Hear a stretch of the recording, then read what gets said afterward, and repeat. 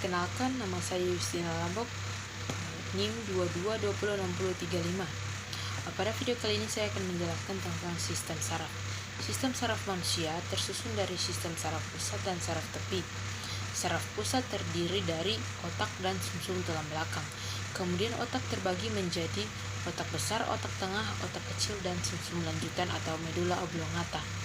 Susunan saraf tepi terdiri dari saraf sadar dan saraf tak sadar. Saraf sadar terdiri dari 12 saraf kranial dan 31 saraf spinal.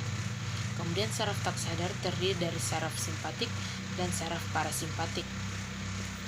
Sistem saraf adalah sistem yang mengatur dan mengendalikan semua kegiatan aktivitas tubuh kita, seperti berjalan, menggerakkan tangan, mengunyah makanan, dan lainnya.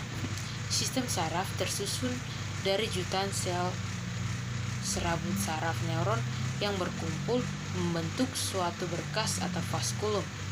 Neuron adalah komponen utama dalam sistem saraf.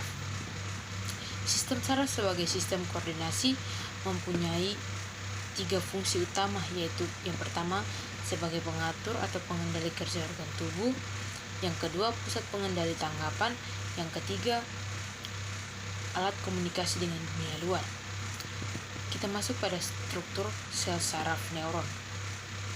Setiap neuron terdiri dari satu badan sel yang di dalamnya terdapat sitoplasma dan inti sel. Dari badan sel keluar 2 macam serabut saraf, yaitu dendrit dan akson atau neurit. Dendrit berfungsi mengirimkan impuls ke badan sel saraf, sedangkan akson berfungsi mengirimkan impuls dari badan sel ke jaringan lainnya. Dapat kita lihat di samping pada gambar tersebut bahwa yang sebelah kiri yang panjang-panjang itu adalah dendrit dan yang kanan adalah akson. Kemudian tipe-tipe sel saraf yang pertama itu ada bipolar, unipolar, multipolar, dan saraf piramidal. Jenis-jenis sel saraf berdasarkan fungsi, yaitu ada saraf sensorik yang berfungsi mengantarkan rangsangan dari reseptor ke sumsum tulang belakang. Kemudian ada saraf motorik yang berfungsi mengantarkan impuls motorik dari susunan saraf pusat ke efektor. Kemudian ada saraf penghubung yang merupakan penghubung sel saraf satu dengan sel saraf yang lainnya. Kita masuk pada otak. Otak terbagi menjadi 3 bagian, yaitu otak besar, cerebrum, otak kecil, cerebellum, dan otak tengah, mesencephalon. Otak besar berfungsi untuk pengaturan semua aktivitas mental, yaitu yang berkaitan dengan kepandaian, intelijensi, ingatan atau memori, kesadaran, dan pertimbangan. Otak besar terletak di bagian depan otak, yang terdiri dari bagian belakang oksipital sebagai pusat penglihatan, bagian samping temporal sebagai pusat pendengaran, bagian tengah parietal sebagai pusat pengatur kulit dan otot terhadap panas, dingin, sentuhan, dan tekanan. Antara bagian tengah dan belakang pusat perkembangan kecerdasan, ingatan, kemauan, dan sikap. Kemudian otak kecil berfungsi untuk mengendalikan dan mengkoordinasi gerakan otot tubuh serta menyeimbangkan tubuh. Letak otak kecil terdapat tepat di atas batang otak. Kemudian otak tengah atau mesencephalon terletak di depan otak kecil dan jembatan Farrow yang menghubungkan otak kecil bagian kiri dan kanan, juga untuk menghubungkan otak besar dan sumsum tulang belakang. Di depan otak tengah terdapat talamus sebagai pusat pengatur sensori, hipotalamus pusat pengatur suhu selera makan, keseimbangan cairan tubuh. Bagian atas ada lobus opticus sebagai pusat refleks mata. Kemudian sumsum lanjutan atau medula oblongata banyak mengandung ganglion otak. Pusat pengatur gerak refleks fisiologis, yaitu denyut jantung, pernafasan, pelebaran, dan penyempitan pembuluh darah, bersin, dan batuk. Sumsum tulang belakang atau medula spinalis, berfungsi untuk menghubung impuls dari dan ke otak, kemudian memungkinkan jalan terpendek pada gerak refleks.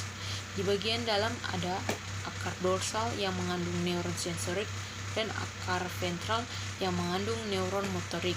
Pada bagian putih terdapat serabut saraf asosiasi. Medula spinalis terletak di dalam canalis vertebralis yang terdiri dari beberapa segmen, yaitu yang pertama cervical, thoracal, dan lumbal, di mana cervical berjumlah 7, thoracal 12, lumbal 5, sacrum 5, dan physegeus 4. Kita masuk pada sistem saraf tepi atau saraf perifer. Sistem saraf perifer dibagi menjadi dua, yaitu 12 saraf serabut otak atau saraf kranial yang terdiri dari 3 pasang saraf sensori, 5 pasang saraf motorik, dan 4 pasang saraf gabungan.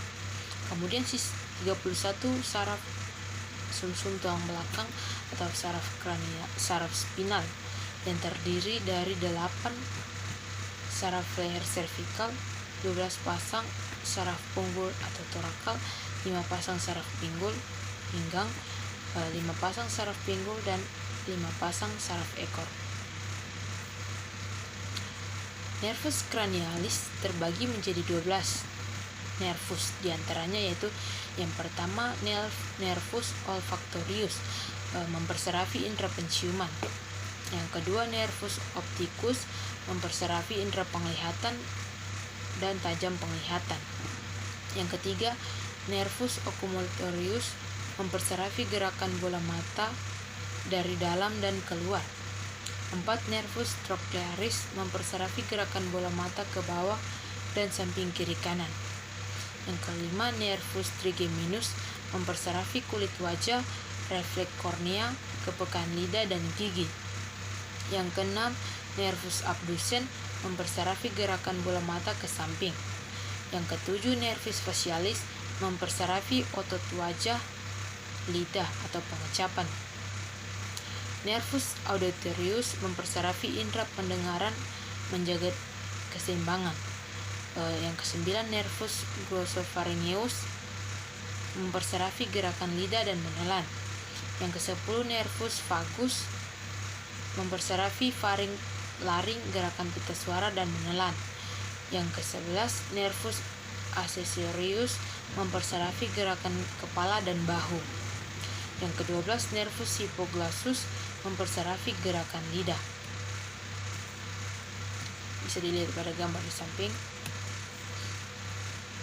Kemudian saraf otonom atau saraf tak sadar. Sistem saraf otonom meninggalkan korda spinalis dan memperserapi otot jantung dan otot polos serta kelenjar. Sistem saraf ini bersifat tidak sadar. Sistem saraf otonom dibagi menjadi dua, yaitu sistem saraf simpatis dan sistem saraf parasimpatis. Yang pertama sistem saraf otonom. Sistem saraf parasimpatis memperserapi jantung, yaitu kecepatan denyut dan kekuatan kontraksi jantung, arteri dan vena besar dan kecil. Otot polos saluran cerna sebagai penurunan motilitas. Otot polos sal nafas, relaksasi bronkus dan penurunan sekret bronkus. Kemudian merangsang kelenjar keringat. Sistem saraf parasimpatik memperserapi jantung, memperlambat kecepatan denyut saluran cerna, meningkatkan motilitas saluran nafas, kontraksi jalan nafas. Fungsi saraf simpatik yaitu melebarkan pupil mata, menghambat kerja kelenjar ludah, merelaksasi bronkiolus paru-paru, mempercepat denyut jantung, menghambat aktivitas lambung dan usus, menghambat aktivitas pankreas, merangsang pelepasan glukosa dari hati, dan menghambat kantung empedu. Kemudian merangsang medula adrenal dan menghambat pengosongan kandung kemih. Sedangkan fungsi sistem parasimpatik yaitu menyempitkan pupil mata, merangsang kelenjar ludah, mengkontraksikan bronkiolus paru-paru, memperlambat denyut jantung, merangsang aktivitas lambung dan usus, kemudian merangsang aktivitas pankreas, merangsang kantung empedu, meningkatkan ereksi genitalia, dan meningkatkan pengosongan kandung kemih.